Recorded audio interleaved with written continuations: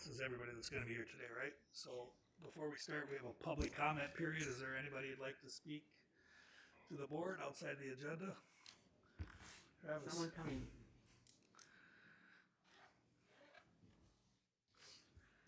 Good morning, Chairman Ty and Commissioners.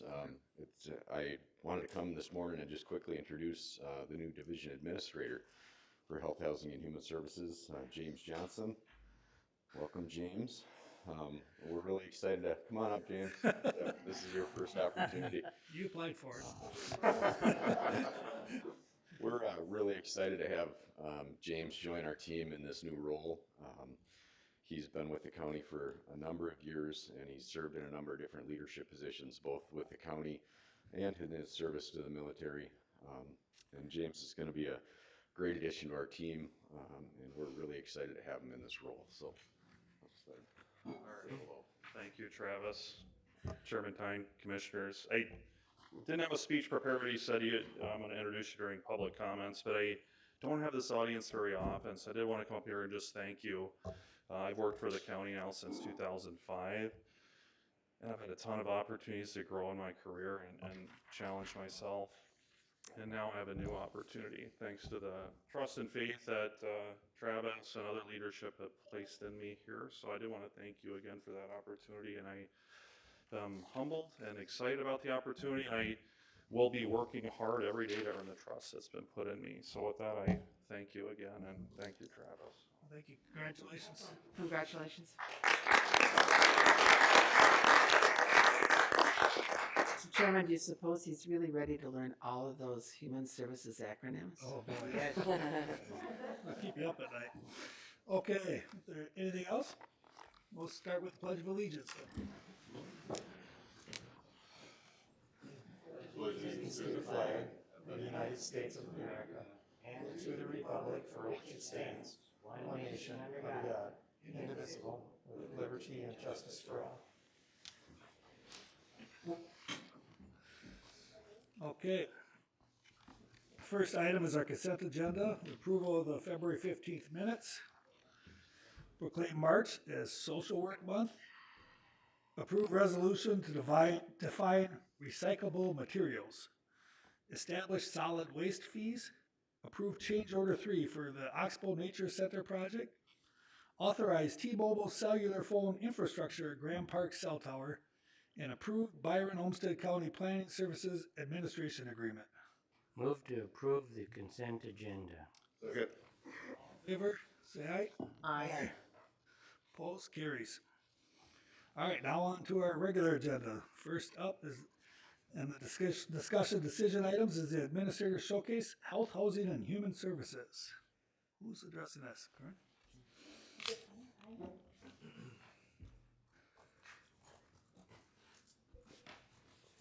Good morning, Chair Tyne, Commissioners. I'm Corrine Erickson. I'm the Director of Family Support and Assistance, and I'm here for a really fun and exciting thing today. We're going to talk about the DHS Circle of Excellence Awards, and Health, Housing, Human Services and FSA are being recognized for the 2021 Circle of Excellence. Let's see, I'm in charge of this here. So to be considered for the Circle of Excellence Award, here's the criteria. The project needs to demonstrate significant initiative or innovation in serving human services program clients.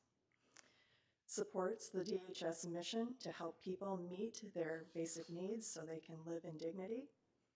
Contribute to the current DHS goals and priority projects. Demonstrate best practices, achieve results that impact clients, and partner with other human services within the human services system. So on January 21st, we had a virtual award ceremony. Commissioner Cascaden and Commissioner Podolsky were there with us, and FSA Commissioner Harpstead actually presented the award to Olmsted County along with partners from Hennepin County, Wabasha County, Wright County, Code for America, all for working on along with DHS on the MIN benefits application, right?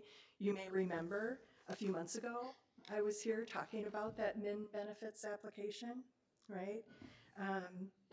We had Dustin Palmer from Code for America came and gave a presentation about that. And back then, we told you that there were several FSA team members involved in that project over the course of several months and working closely with Code for America and DHS to bring forth this online application so that people who were applying for public assistance benefits could do it in a way that was easily accessible. They could do it on their cell phone.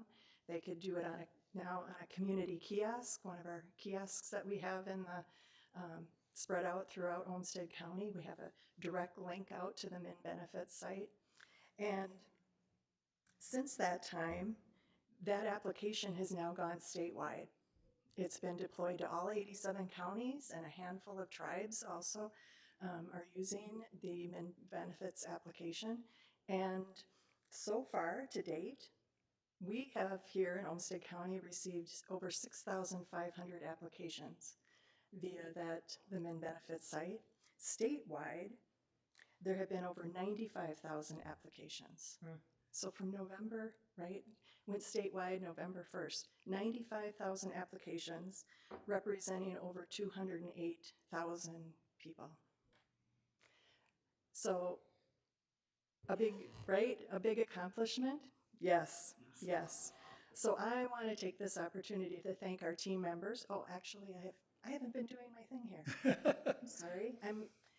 So the MIN, right, the MIN benefits, teamwork. That's really at the root of this award, right? And the work that our team has done. And we have a few people on the line. There we go. We have some folks from FSA. Hey, everyone. So I'm going to call on a few of our team members who are ready to say a few things about their experience and their team's experience working on MIN benefits. All right, I think we'll start with Laura Lopez.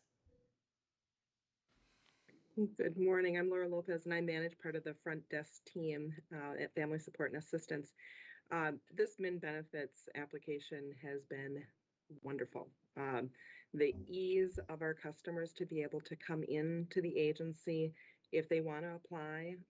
We have also the option of the kiosk in our lobby, so we're able to encourage people to apply on that kiosk, and within minutes of submitting that application, we have it in our agency ready for processing. So it has just really increased the ease, and it's so user-friendly that persons aren't so intimidated by filling out a paper application that can be very confusing. Also, it's in multiple languages. We have, right now it is currently in Spanish and in English, and they are developing a Somali language to be added onto that, as well as Hmong in the future. But we have been able to receive the application in multiple languages, which is helpful. One of the things I really appreciated was the development of an audit trail. We worked previously with the Apply MIN application, and we had noticed sometimes at the state the application would get stuck, but there was no means to audit that. But MIN Benefits had that developed into the application.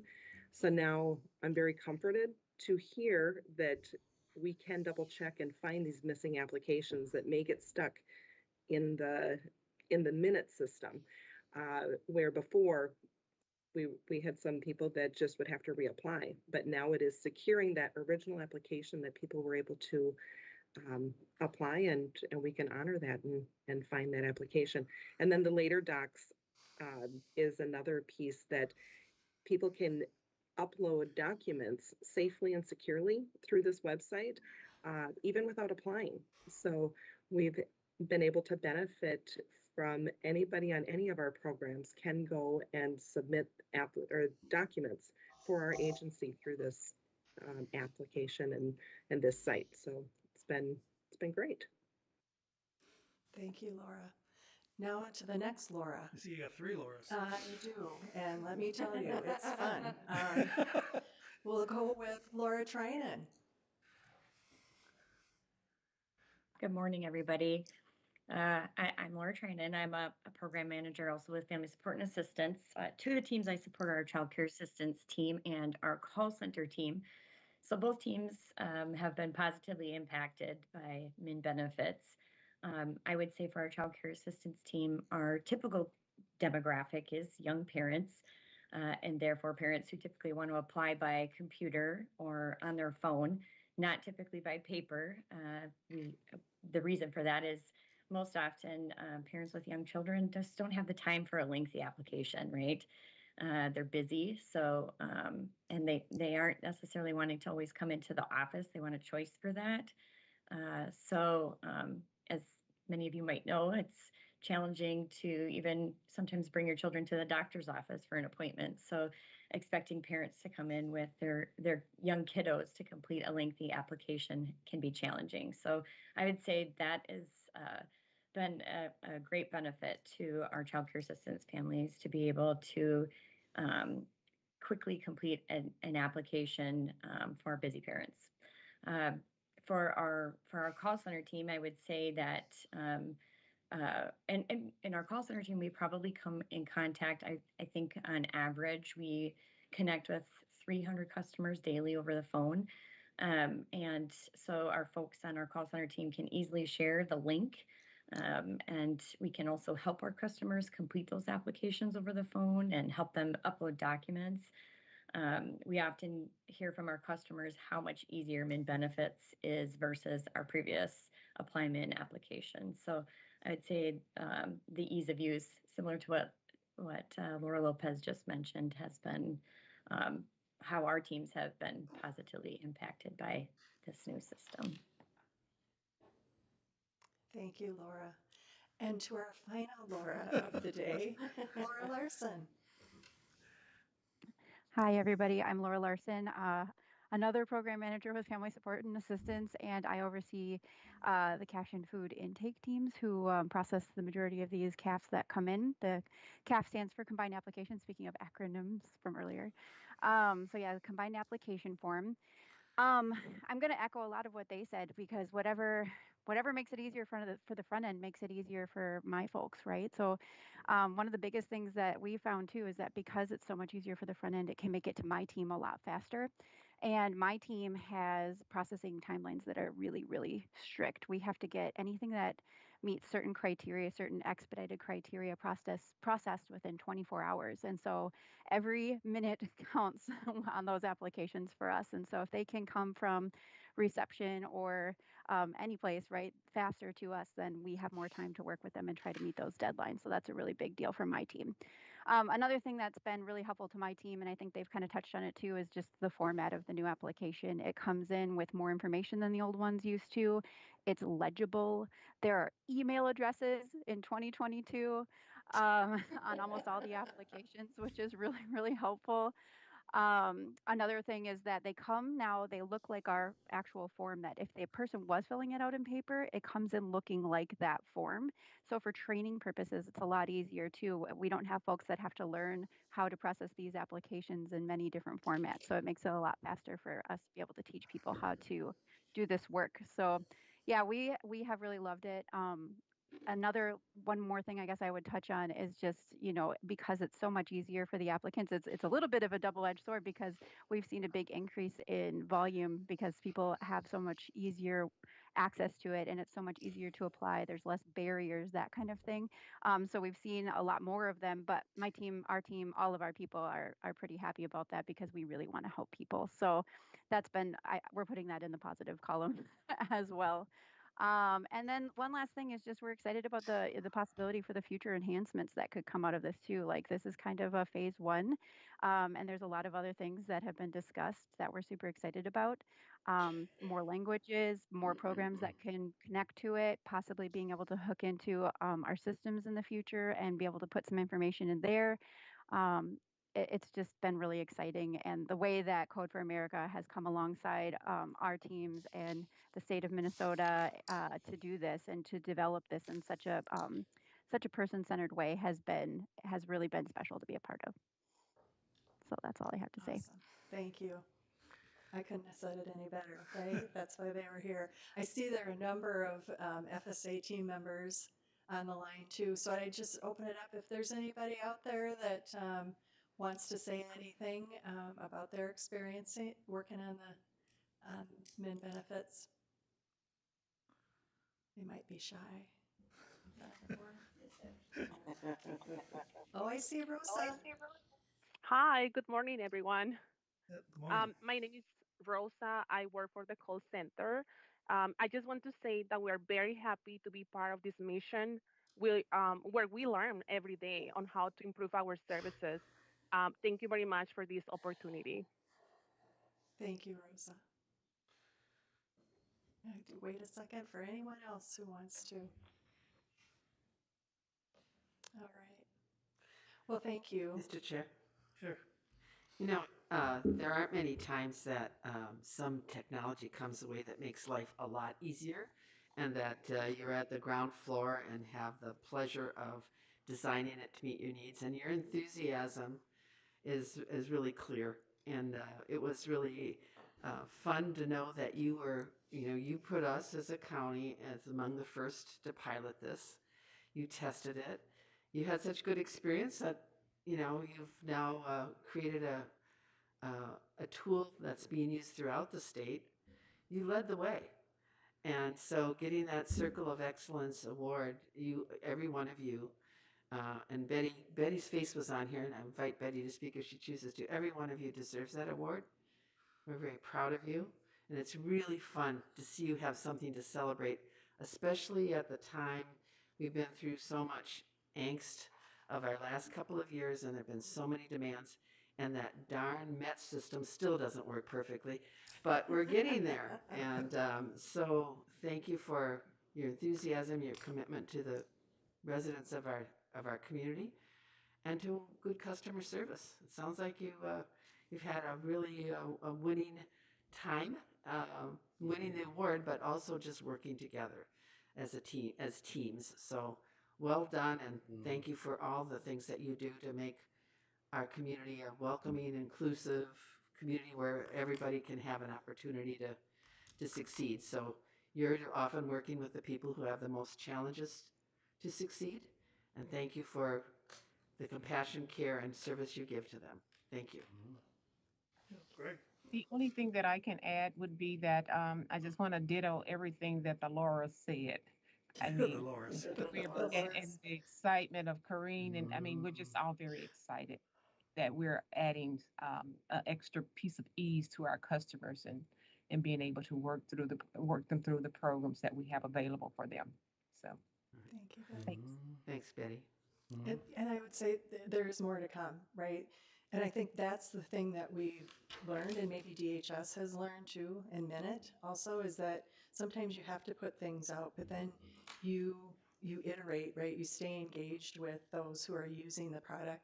You continue to iterate and upgrade, and you do that quickly.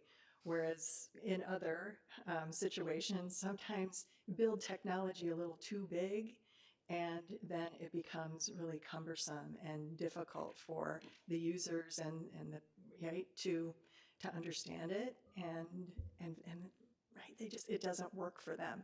This is something that was focused on the users first, and that's what's different about this. So thank you.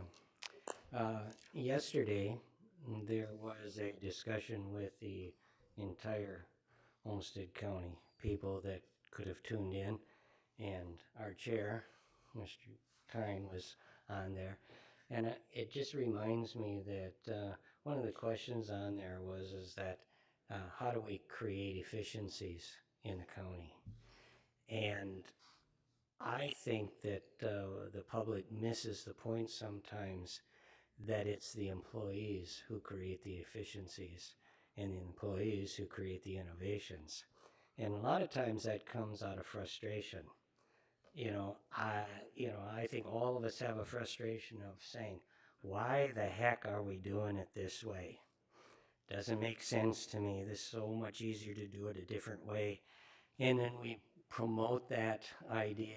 Other people join in and they agree and say, yes, we could do it this, we could do it this. And out of that comes something like what we're working on today and why you're recognized today. But I just want to point out that this happens throughout the county in many areas, not just in health and human services, but in all the divisions. And sometimes the public misses that there are so many efficiencies that are created along the ways to reduce the cost that the county has to have. So I appreciate all the efforts that you've done, and don't give up.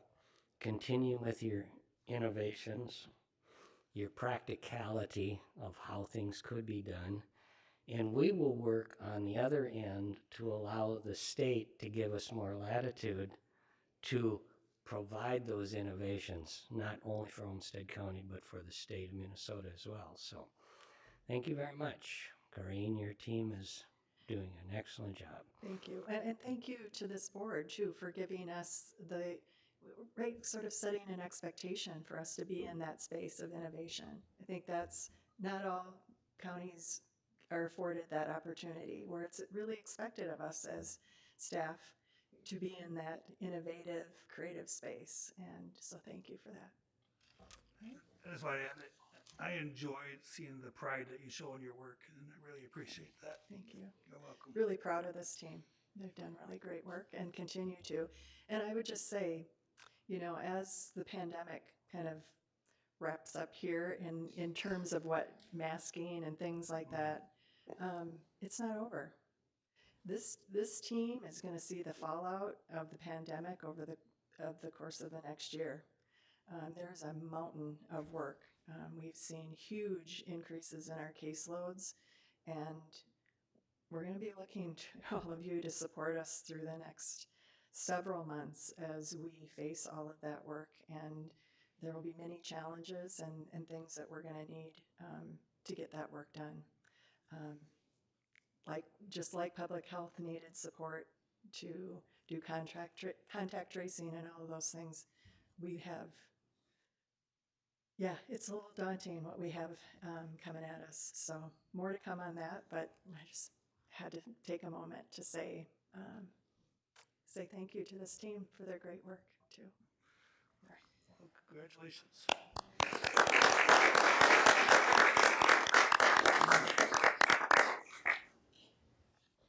That was nice. All right. Commissioner, that was only half of it. That was only half of it. Yep, sorry. You got a big hard act to follow, Dave. I know. Why did I allow her to go first? Good morning, Mr. Chair, Commissioners. Dave Dunn, Housing Director for Olmsted County. And as part of today's Administrator's Showcase, we were asked just to give a little bit of background and perspective and update on the work that our partners behind us and that our staff has been doing to make sure that people who are experiencing homelessness have been safe during this pandemic, particularly those who have tested positive for COVID. It hasn't been easy work, as they'll talk about and share here in a minute, but I couldn't be more proud of this group and their ability to get things done on short notice. And so I'm not going to spend a lot of time talking because they are the stars today. But I will just start by, before I bring them up to kind of talk more, just to introduce our partners with Catholic Charities, Audrey Riebenberg and Rudy Nall. They're back here. And when nobody else wanted to help us, Catholic Charities of Southern Minnesota stepped up. Whether that is with the facility, whether that's willing to help us with staffing, whether that's been willing to help with the logistics. Without their assistance, this doesn't happen. I also want to call out the Salvation Army. They weren't able to be here this morning, but they were also supportive in this work and helping us with flexibility. As you hear about kind of the work that has been done and kind of the system that we've set up, it requires some flexibility from multiple partners, and they've been great at the table as well.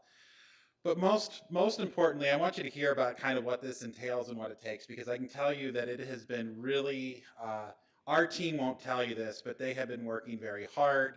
It is tiring work. It is work that doesn't end. especially as we go through these little waves, you know, like we went through with Omicron, what we went through with Delta, what we went through the original wave that went through back in December of 2020 that really hit our homeless population hard. And so to kind of start this, I'm just going to bring up Mitch, Mary, and Dana from our team to talk a little bit about their roles in this and the work that gets done in order to provide this service for our most vulnerable members of our community. So I believe Mitch is going to talk first.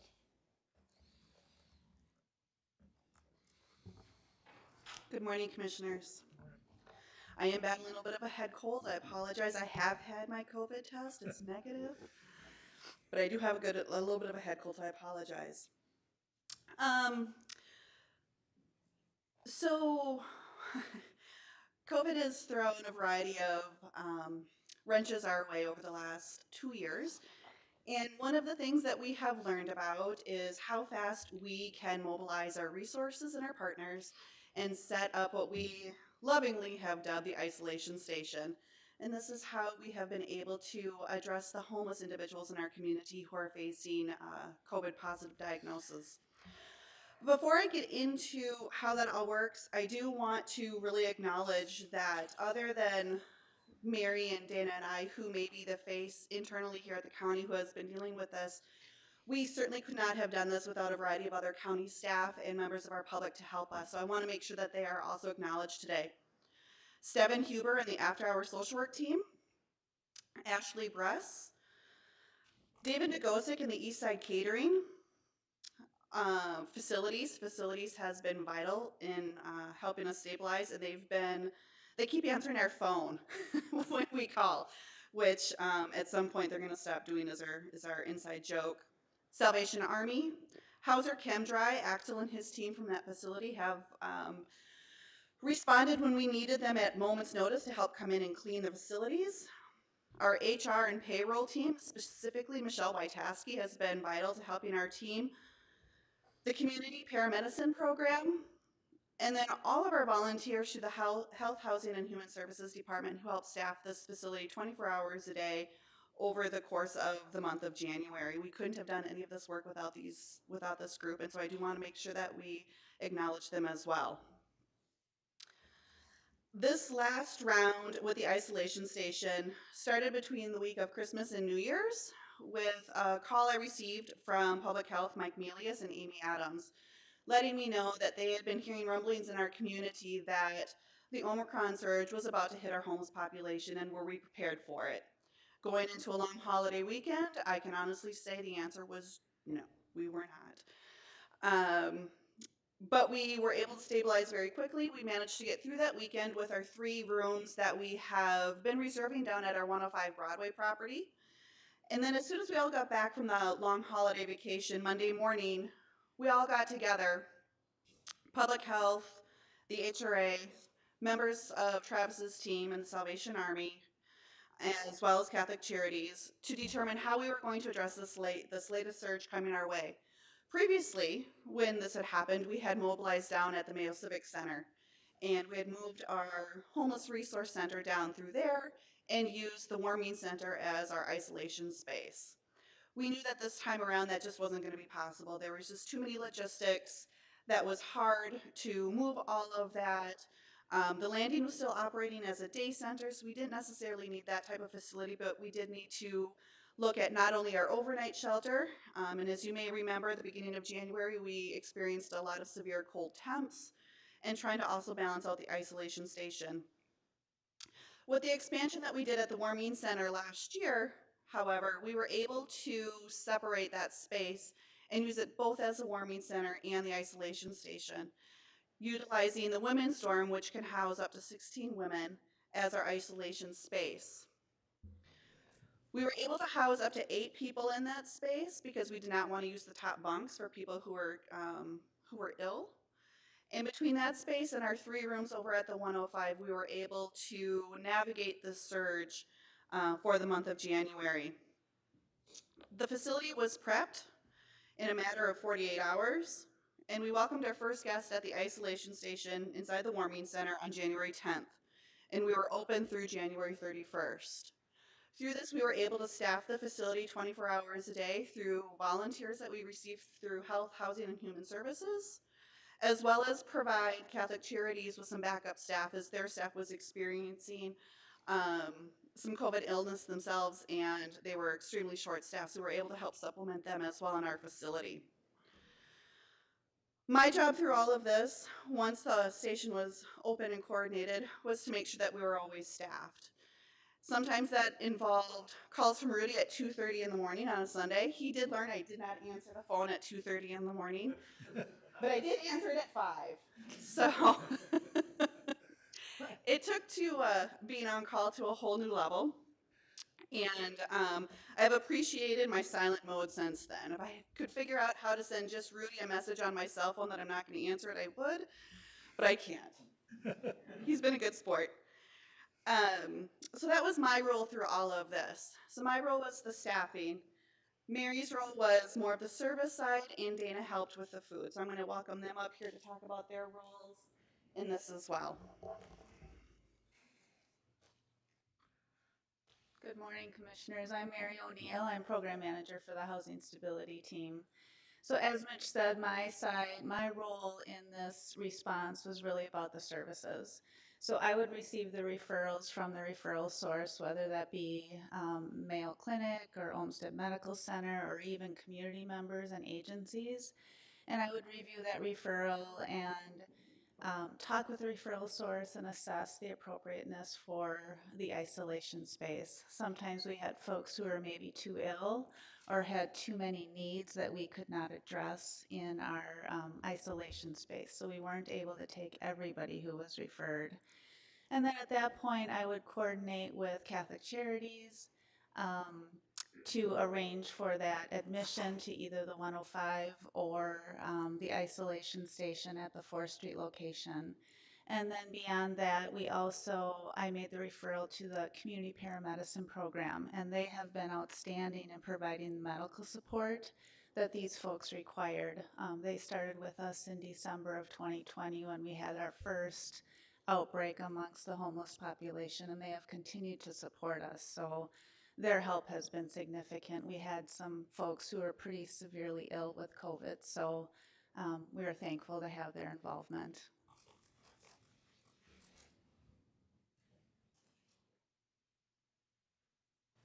Good morning, Commissioners. I'm Dana Sigrist. I am an executive admin support who knew 3 years ago I would be doing COVID stuff, setting up cameras and TVs, but my role was more of the operations aspect of it. So I was the individual that was making sure that people had the food that they needed and any dietary restrictions that they may have. I would take care of that, making sure they would have some level of entertainment, getting them a TV, set that up with them to watch so they weren't bored out of their minds and wanting to leave. I also was lucky enough to volunteer during that last shift of COVID and get a whole new perspective on just what the individuals are going through as they experience COVID, sitting in a concrete block room. So I would go in there and make sure that they had the food that they needed. One gentleman was severely sick and cold, so I'd make sure that I'd warm up some blankets and bring them to him. And just the gratefulness that they had to have somewhere warm and someone that cared about them to make sure that they were feeling okay during that time was very humbling to me, and also made me realize this is why we're doing this, and helping individuals really see that people care about them while they have struggles, and not only while they have struggles, but while they're sick. So it was a great experience for me, bringing in water, jugs of water and cases of water on a Sunday with my husband and kids, so individuals could make their hot tea or their hot coffee and just have something warm in their body with their oatmeal that they loved in the mornings as well. So thank you for the opportunity to do this, and I'm very happy to be part of the housing team and get to experience this with them.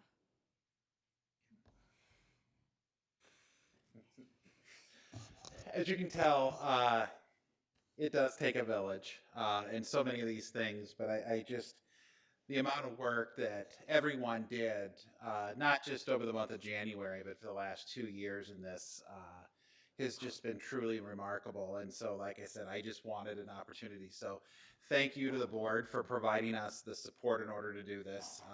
It does take your support in order to be able to make these wonderful things happen.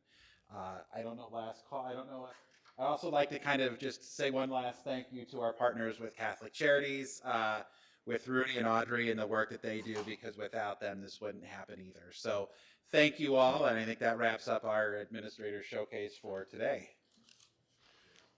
Yeah, I would like to invite Catholic Charities to speak if you choose to, but really with this, we have relied not only on our own staff who've done a great job, but without you, we would not be able to do what we've been doing for our community. And you really stepped up in many, many ways over the last 3 years, to start a service that you didn't have before here, to expand it to something much bigger. You've been extremely flexible, and it's just been really deeply appreciated, along with Salvation Armies being willing to partner. So this partnership is really important, and the staff leads that work with all of these community partners.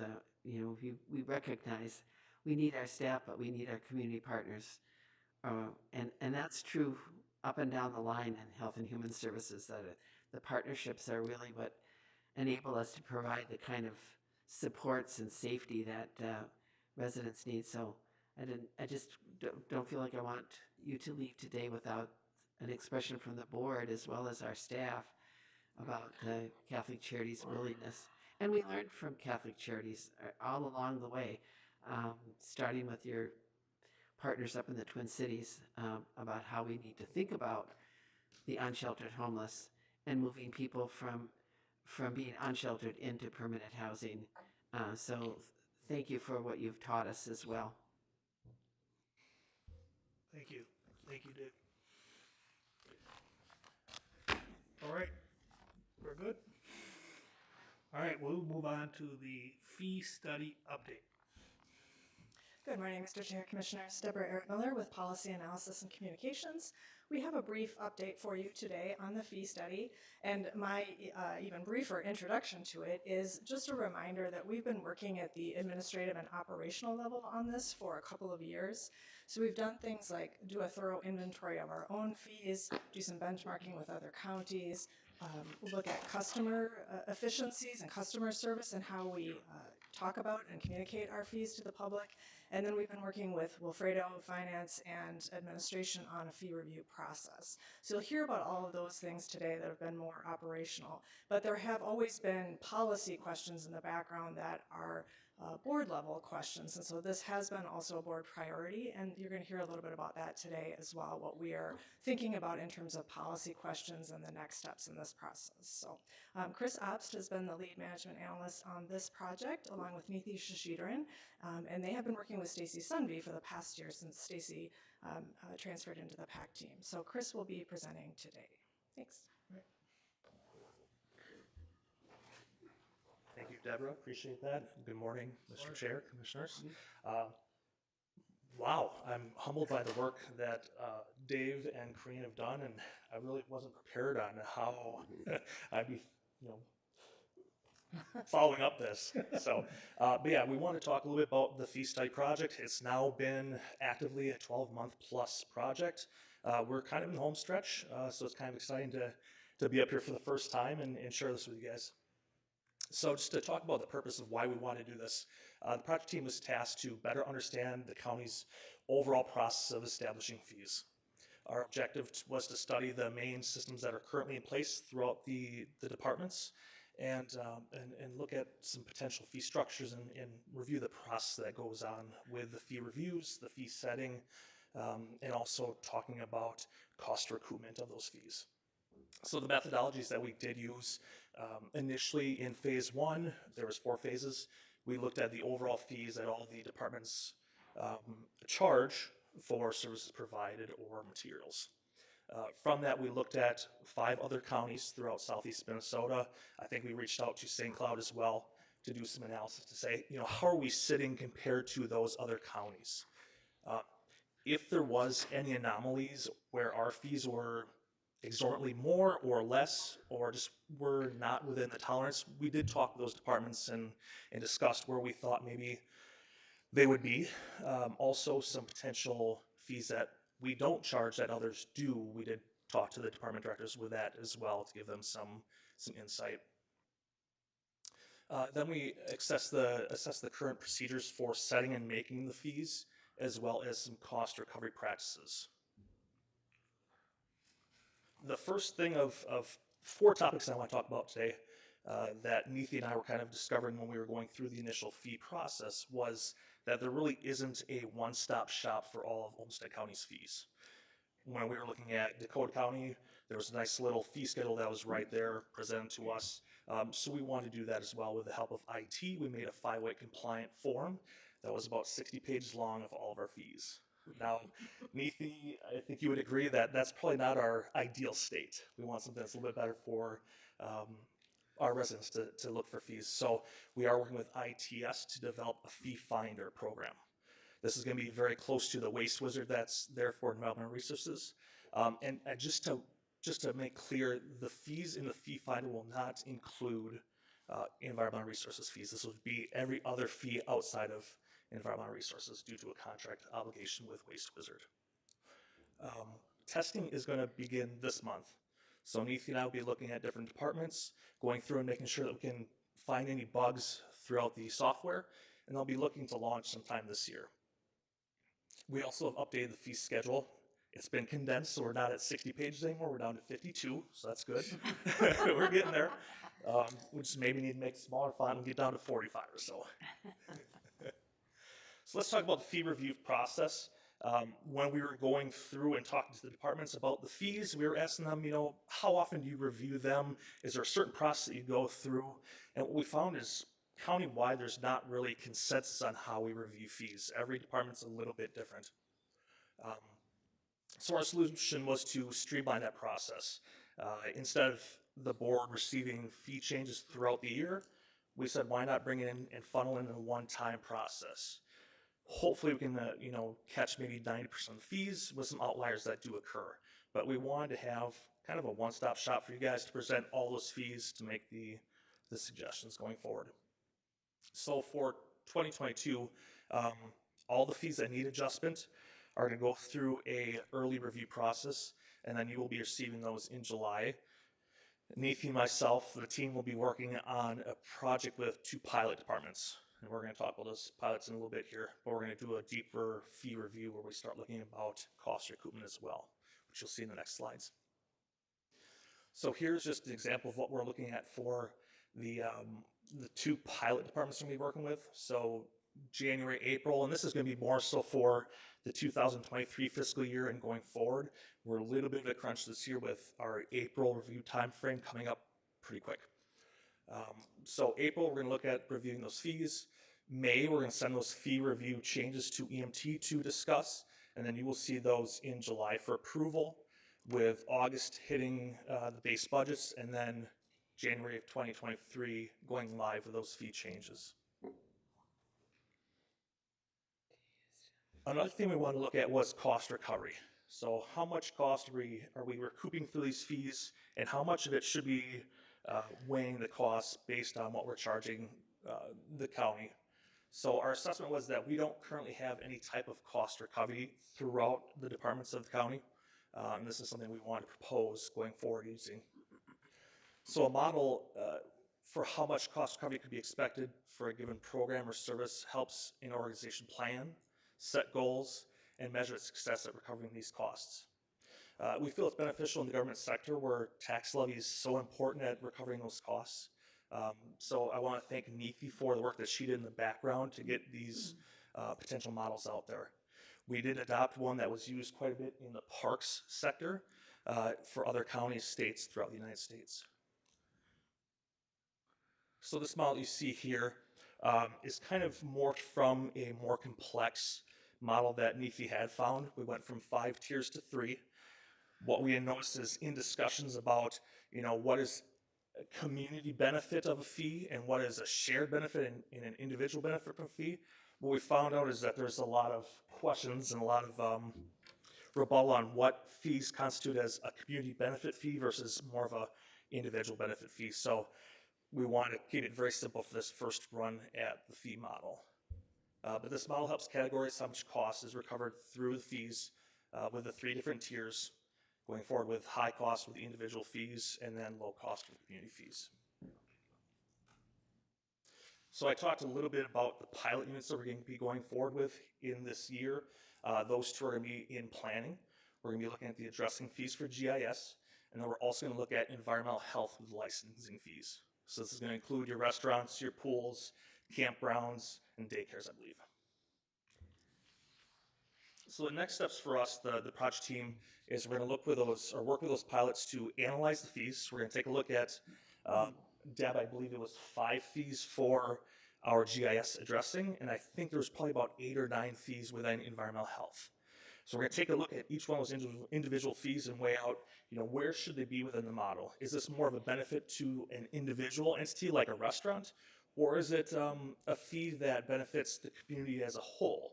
And that's going to kind of dictate on where we feel cost recruitment should be, and how much we're going to be asking the community to pay for those fees, and how much should be balanced by levy. We're going to compare the cost recruitments based on the model. So if we feel like environmental health is in the more community fee area, we'll want to make sure that we're setting the fees or having the fees recoup the cost appropriately. If there's any changes within the fees that we need to address, we'll probably bring that back to you as well to review before we make any changes. And then we're going to identify any potential continuous improvement opportunities for that department. I know, Commissioner Wright, you mentioned how process improvement is so important in efficiencies, and this is one of those points right there. One last thing to talk about that we really haven't discussed, and I want to thank Deb for finding this. Washington County has on their website a fee policy where it explains to the public how they kind of justify their fees. One example here would be for a individual cost would be when a single user can be identified as the sole benefactor of a government service, the full cost of the service will be charged. So the full cost to recoup all the work and materials that are done to do that process. So this is something that we want to pose for further conversation. Consideration is, do we at Olmsted County have some sort of public-facing description of how we set our fees? So sowing a seed here for you guys to consider for going forward. So just to reiterate, for 2022, Neefi, myself, Stacy, Finance, we're going to be looking at implementing that fee finder. So we want to go live so that our citizens can find those fees very easily instead of having to sift through the 52 pages, because that's kind of burdensome. We're going to be looking at implementing the new fee cycle, the review cycle, as part of the budget process. We want to analyze the 2 pilot fees, or pilot departments, so our addressing and GIS, and then also environmental health. So we'll be looking at those 2 departments. And then we'll report back the use of the model to determine whether the use of application in other uses is valid, if we should continue going forward with that. And then come back and determine if a policy would be helpful for the county going forward. So that public-facing acknowledgement on the website. Any questions at all? I'm really interested in the model that you're using of the pyramid model, and actually I thought maybe the 5-step, I can see why you'd want to simplify it. The 5-step one would be more complicated, but I think that a discussion of what is community benefit or not really is one that we need to think about how we engage the board. So your chart here, clearly elections are a benefit to our democracy and to the whole community, and there shouldn't be any charge related to elections. But there's other things that will be a little less clear. So I'm thinking of how much we promote good health with activities. So if we want to encourage people to use our, get outdoors and do activities, then we shouldn't probably have fees in our parks. Exactly. But how are we going to have those kinds of discussions? Or if we think there's a community benefit for people to be able to have celebrations that reflect a particular culture, for instance, or a community, do we support that, or do we charge full price? Because one of the things that people will tell you about facilities here is that for many people it's very expensive to find any community meeting space that's affordable. There's almost no free spaces. And so I think as you get into this, I think that helping us think the public policy side or the public benefits side is really going to be a key, because if I were a program manager, if I'm I'll just use my favorite Graham Park. If I'm the facilities manager out there, I'm going to want every bit of revenue I can get, because the more revenue I have, the more I can make improvements to the facility I'm trying to manage, right? But is that how do you balance that with the community benefit of having affordable facilities available to the Ethiopian community, or so that kind of discussion, I think, I don't know where, probably I don't know if the full board at a cow or how you intend to do that, but I think that's really essential to this underlying um, analysis and development of fee policies. Commissioner Tyne, Commissioners, yes, you got it. That is exactly, I don't know that we presented it precisely in that way, but that's what's going to come back to this board. I think this is maybe the policy geek in me, but I think this is it's a policy topic that's made for the board to think about the model. Does that make sense for our community? First of all, we want the board to feel good about, to give us feedback about, is that the right model? Do we have it figured out? Maybe it tweaks over time.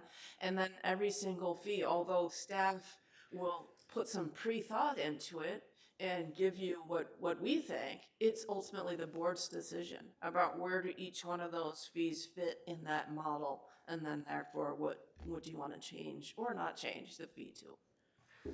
Well, I'm looking forward to that Yeah. esoteric but very important discussion. But I think we're going to need more maybe than the 3 tiers, the simple model, to really delve deeply into weighing what's individual versus community benefit versus shared benefit. So I'm crowding the microphone now. Mr. Chair, Commissioner Cascade, yes, I apologize. I should have mentioned that we did do a brief presentation in December at the Administrative Committee, and we talked about the model more generally, but then decided maybe having a couple of pilot examples we could work through would make it a little bit more tangible. So that's how we got to that conversation about, okay, let's start with applying a couple of fees to the model, see how it works, what criteria would we use to figure out that balance between community and individual benefit, and then bring that back to you so we can think about the ones that are perhaps a little trickier, not so easy to tell, are they community or individual. So I neglected that thread of how we got to, let's take a couple of fees, apply them, and then see where we want to go from there. Does that help in terms of process? I'm curious. I'll throw an imaginary example. Let's say I'm gonna pour a patio out disconnected from my house, so I need to get a permit from the county to do that because I don't live in the city. So that you can make an argument that I'm the sole beneficiary of that. But do we also enter into, is the government oversight even needed? So do we, I can make that same patio without paying a fee that I can make in a fee, and somebody may or may not even show up. So do we look into whether the government needs to be involved in the process too? And those are all the dimensions we're gonna have to take a look at when we're digging through like addressing and we're looking through environmental health. That's all those different. We had a conversation with Wilfredo about that with the restaurant fees. Is that fee for the sole benefit of the restaurant, or is it for the health of the community? Right. So when Commissioner Cascade, when you were bringing that up, I was smiling ear. I'm like, yes, we're already having those discussions, and we're already reaching those speed bumps. Those questions that we're having. So very good points. I think that your question is a good one, but I would rephrase it to be, is there a need, is there a safety concern for which the board feels that the county needs to inspect the patio? Because you're really charging for the inspection fee. If the board decided there's not a health and safety reason why a building permit is needed for, up in your example, a patio, then we wouldn't charge a fee, right? Because there's no cost to the county. There's not that inspection fee. But I think it's an auxiliary, a good question to ask. I don't think that you're probably gonna have that come to your mind a lot outside of planning. You know, I can't think of a lot of examples where that would come up outside of planning, but within planning, yeah. Well, I mean, good question. you could, do we need to charge a fee for a charitable gaming event? For a what? Oh, charitable gaming. Yeah. You mean for gambling, Yeah. for. Why do we charge a fee for that? Right. Yeah, it's a good question. That's a good question. And On the there other might hand, be- some units of government charge fees because it's a revenue source for them. Yeah, I think that's And probably the realistic Some answer. people might say that we, in that case, that we're charging fees because there might be extra safety measures, you know. Usually we charge extra then too. If an event gets large enough that it Uh-huh. needs law enforcement, then we're going to charge additional expenses for that too. It's a good question. I mean, it's maybe what we do is include a why when we bring up why do we charge a fee for this, not just the pyramid, but sort of I like that idea. I think we could work that into our process. I think That'll that would be the- valuable. You know, why do we need a fee for this? Yeah, Why is this? Yeah. Why are we charging a fee at all? Because in some cases it might be the state is saying you got to charge a fee for. There are things that we do that are fees are set by the state too. So there could be a variety of reasons why. But I like that idea. It's really good. Well, this will be interesting. Anything else? Well, thank you. I'm looking forward to these discussions. Appreciate it. Good work, Chris. All right. Well, we've gone through discussion decision items. I think we're on to board and committee reports. Matt, would you like to start? I have nothing, Mark. Good. Sheila? Well, I've had a busy couple of weeks. I missed our last meeting because I was at the National Association of Counties Legislative Conference, and I have attended that over the years, and it was really interesting to see the difference this time. First of all, we had COVID as an overshadowing thing that limited any number of things that happened at that conference. But because of the infrastructure funds that the Congress has passed, and because of the pending variety of bills that they're proposing that had been under the Build Back Better umbrella is now just, I don't know what they're calling it because they don't have a name. It is a very unusual circumstance where we had deputy secretaries, we had advisors to the president himself, who spoke to the NACO group and who uniformly talked about their belief, which I have not heard this before in other years and over and over again, that local government is where most of the work and change is going to happen, and that local government, that they're really looking to cities and counties to step into the space around the infrastructure funding and the other pending funding, whether it's the child care funds that are in the whatever, and that they have worked hard to create flexibility and direct assistance to local units of government. We were encouraged over and over again to know the HUD coordinator for our state, for instance, or the small business coordinator, or the federal transportation folks. And it was just completely uniform. We were cited, by the way, Olmsted County was cited as an example, and I'm trying to remember where in some of the NACO publications. That was very telling to me. I've been to that conference many times, and it makes me feel like with some of the projects that we have identified as our priorities, whether it's the 104 intersection or the MRF facilities, or some of the work that we want to do on Pathways to Prosperity, I think that we probably now again need to look at having a representation that an analysis of those opportunities so that we are prepared as a county to advance proposals. Also keep in mind that Congress is now doing earmarks, which they had avoided doing for a long time. And we do have, although we've lost our congressman, we do have members of the Senate who have, who are in good positions to advance our interests. So I think that the legislative committee needs to take a look at this again. We have not had any kind of representation through any kind of a formal way in Washington. I think this is a time for us to take a good hard look at that and say what are our priority projects and what seems to match with what's happening on the federal level and be really prepared. There's also, of course, a lot of conversation about public health and what we've learned. And there's a new task force that's formed that's looking at modernization of the Department of Human Services, which, of course, some of you know that I long thought needs to happen. So I've volunteered for that committee and hoping some staff will volunteer for that committee as well because we can learn from other states of what they're doing. So I actually came back tired and invigorated all at once and seeing lots of opportunity for us. More locally, today or tomorrow, the Association of Minnesota Counties starts their legislative conference. And I know I won't speak for him, but my colleague here to my right and I will be attending that since we're active with AMC. And we have, through Jennifer Berkman's efforts, we have been in contact with a number of members of our legislature about our priority projects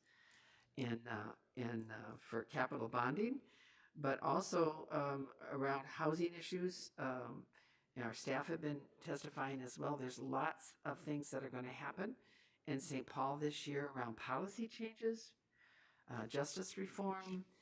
There's a lot of things that are pending, and I think we're fortunate that we have Jennifer, and we need to, and we have a great reputation as a county, so we are invited to provide testimony, and I think this can be, there's opportunity for us as well as a lot of risk that's going on with all these various changes. So I'm kind of invigorated. I do want to tell you one other thing that I'm working on. Because of COVID, but even before COVID, public health began to ask itself, what's the future of public health? And it, on a national level, it is really accelerating now. I've been attending a number of webinars. You may know that I serve on the State Community Health Services Advisory Committee representing our county, but I'm the chair this year. And so I've been attending some of these national webinars. And there's a really strong look at how do we have a strong public health system. It's complicated because there's things that need to be done at the state level. There's things that need to be done, expertise that needs to be available regionally, and there's things that need to be done in every county. And we've got counties of 3,500 and counties of 1.5 million, so it's complicated. But the commissioner has formed kind of a leadership team to look at how do we advance deep discussion, engaging counties at the table about the future of public health. And so that's encouraging. Our own health department has applied for at least 3 grants for the $6 million of innovation funds that are available. And I know they had to kind of do that before they went through the full formal review with the board because of a very tight deadline to get the money out the door. I'm feeling encouraged. It feels daunting with all that's going on in the world around us and all the risks nationally and internationally. But at the same time, this is a time of pivotal change where people are recognizing change is needed. And I think as we heard about technology this morning, when we go back over to public health, that's one of the things that we learned is that we didn't have a good data infrastructure in place. So some of what was always confusing and frustrating to everybody, that the information kept changing as the variants kept changing, is because we didn't have a way to share information and do data analytics in a comprehensive way. So we're at the cusp of maybe some real opportunity if we can think about what we need for the future and not just necessarily the way it's always been. And our staff is really in good places generally to help lead the state's discussion about that. And so I'm encouraged. Thank you, Sheila. Greg? Yeah. Last week, Jennifer Burklam and I were at the state capitol lobbying. As you know, that the House still is not meeting in person, but the Senate is. So we were able to meet with Senator Dinkler and Senator Pratt and press our issues on our 3 priorities that we have for bonding. And I believe that we were received pretty well, and were able to answer their questions. And, legislators are like anybody else, is that they have areas of expertise and they have areas where their knowledge is not as great. So it was really good that we are able to meet with them in person and then explain why the importance of, say, like the material recovery facility is and what that can do for the future of making our environment better. So it was good that we were able to do that and answer some of their questions. And then, as Commissioner Cascaden points out, that we will be at the Association of Minnesota County Legislative Conferences next week. Now, this is going to be very interesting because, as you know, that the state just came out with their financial projections of only $9.2 billion in surplus. And that puts the state in a real bind because they have to decide how they're going to spend the money. And I'm looking forward to the arguments that are going to be coming up between the legislatures of what's the best way in order to deal with $9.2 billion. And in addition to that, the state also has $1.2 billion in ARPA money that has not been designated yet. So I'm very hopeful that the projects that we have in the hopper will be funded, but also I think that we should be ready to provide other ways that we could benefit Olmsted County with some of the surplus money, because we certainly do have other things that we could do that would make the county better as well as the state better. So I think it'll be an interesting meeting. I'm used to going places where there isn't enough money and then arguing where we're going to get the money to fund these things. And so this is just the opposite. It's weird times. So, yeah, it is. It is very interesting times. So, looking forward to that. Thank you. Stephanie? I don't have a report, but just a response to Commissioner Wright in terms of the money. When I think of the crisis we're having with staffing in group homes and group homes closing and vulnerable people just having no place to go, I don't even understand why we're thinking about spending money any other place until we take care of those things. But that's just an editorial comment. Yeah. Otherwise, I have no report. Thank you. All right, my report is not so much about a meeting I went to other than I went to 125 Live to speak to people there, and they were the residents there. The members there were talking to Sylvia Oliver, their director, and complaining that they can't have free coffee. And she explained that because they have a commercial kitchen, when they have coffee, they have to have someone staff there to protect the health of the people. But instead of taking this as a negative thing on our public health, she then made the point of informing me that when the pandemic started, if it wasn't for the help from our public health department in giving a calm and steady advice all along the process here as we learned new methods and new ways of dealing with it, she didn't feel 125 Live would have survived. So I wanted to just share how appreciative she was of the work that we did with our public health department with her. All right. So in light of what's going on in the world, today's quote to end this is by an 18th century Ukrainian philosopher, Gregory Skovoroda. I don't think I said that, Skovoroda.